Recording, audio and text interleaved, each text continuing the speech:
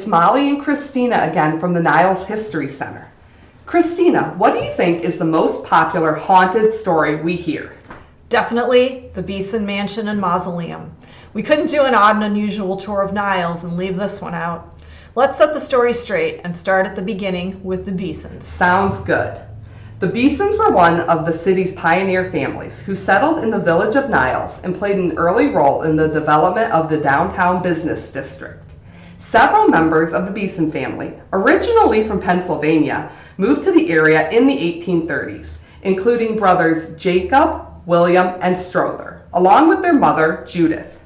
William and Jacob established a mercantile shop at the corner of Main and Front Streets in the 1860s.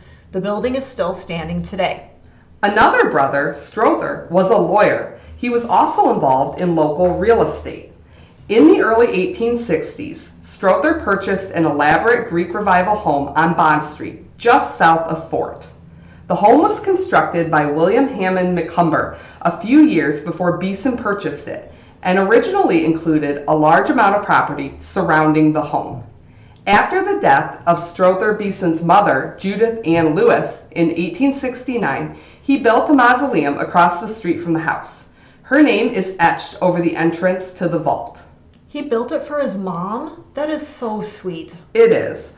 Over time, 12 members of the family have been entombed in the private mausoleum, including Strother, his son, William Withrow Beeson, William's wife, Harriet, and their son, Job. So, a mausoleum across from a mansion must be haunted, right? Local lore reports that people hear the cries of a woman. Others claim to see a young child either walking around the cemetery or sometimes on horseback. There are also stories of a mysterious light. The woman is supposedly Harriet Bacon Beeson, who died in 1875.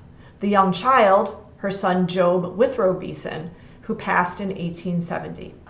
Harriet, of course, mourned her child and would go out to the mausoleum to visit him. Believing he was afraid of the dark, Harriet lit a candle for him. The more extreme versions of the story claim that Harriet would hold the child and try to care for him, much like when he was alive. It is rumored that she spent her last days in a mental hospital. There are also rumors that the mansion itself is haunted. People claim to have seen figures in the mirrors inside the home, doors closing unexpectedly, items out of place, and even shadows in the windows. A longtime Niles resident told us that it was even a dare to stick your hand in one of the vents at the Beeson Mausoleum. Rumor was it would cause your hand to shrivel.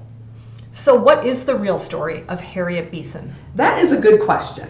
Born in 1845, Harriet's father, Nathaniel Bacon, was a well-known judge in Berrien County. In 1867, Harriet married William Withrow Beeson, son of Strother and Mary. The couple lived at the mansion for a time. In 1869, they welcomed a son, Job. Sadly, Job died April 25, 1870, just before his first birthday. He was laid to rest in the newly constructed family mausoleum. Harriet Beeson died in 1875.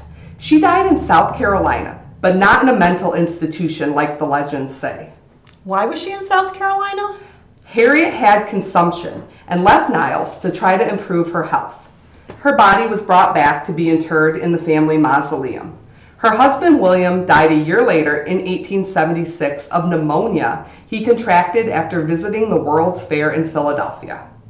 Strother Beeson died in 1879. The home remained in the Beeson family until the late 1940s. In 1959, the private family cemetery was turned over to Niles Township. Legends of the mausoleum continue to circulate. Subsequent owners continue to express weird occurrences in the home. Newspaper accounts around the 1960s and 70s also report claims of mysterious lights and sightings of the ghost of Harriet Beeson and her child. Descendants of Harriet do say that she visited her child's grave in the mausoleum. As a grieving mother would. Of course. As for the lights, we do know that early on there was a gas line running to the mausoleum.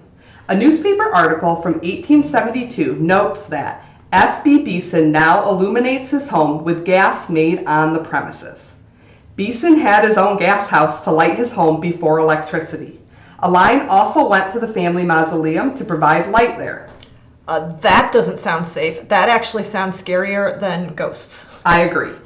In the 1960s, the gas company found evidence of Strother's work. So the mystery light is not such a mystery after all. So Harriet didn't die in an asylum, and Mr. Beeson illuminated the mausoleum. Still, I understand why this property sparked a ghost story. You're driving along Bond Street, and there's a mansion on one side, a public park, and across the street is a mausoleum. I hear the house is for sale now. Yes, well, not the mausoleum. Niles Township took over care of the private family cemetery in 1959.